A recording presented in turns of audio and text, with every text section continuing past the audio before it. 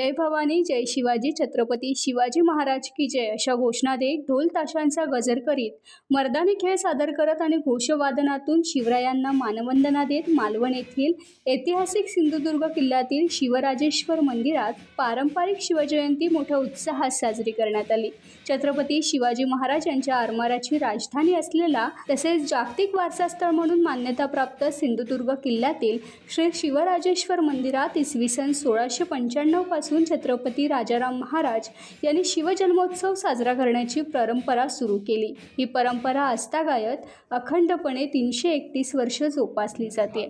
या परंपरेनुसार मालवणातील शिवप्रेमींनी एकत्र येत शिवजयंती साजरी केली। प्रारंभी स्वराज्य ढोल पथकाद्वारे ढोल ताशा वादन करण्यात आले। त्यानंतर मर्दानी खेळ सादर झाले। तसेच विविध सत्कार व शिवजयंती रील स्पर्धेतील विजेत्यांना पारितोषिक वितरण करण्यात आले। यावेळी शिवशंभू विचार मंचचे महाराष्ट्र संयोजक सुधीर थोरात यांचे शिवचरित्र व सिंधुदुर्ग किल्ला यावरती व्याख्यान संपन्न झाले। त्यानंतर शिवजन्म व पूजन होऊन राष्ट्रीय सेवक संघ सिंधुदुर्ग तर्फे घोषवादन झाले। त्यानंतर शिवआरती होऊन सांगता झाली।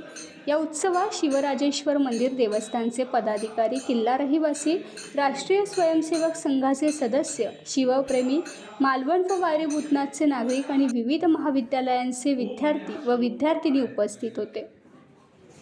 मोहम्मद बिन कासिम जो पहिला चालू झाला ना, त्याचं वय फक्त 19 होतं आणि त्याने आमच्या राजा राहीचा पराभव केला। त्या राजा राहीचं वय जवळजवळ 50 होतं।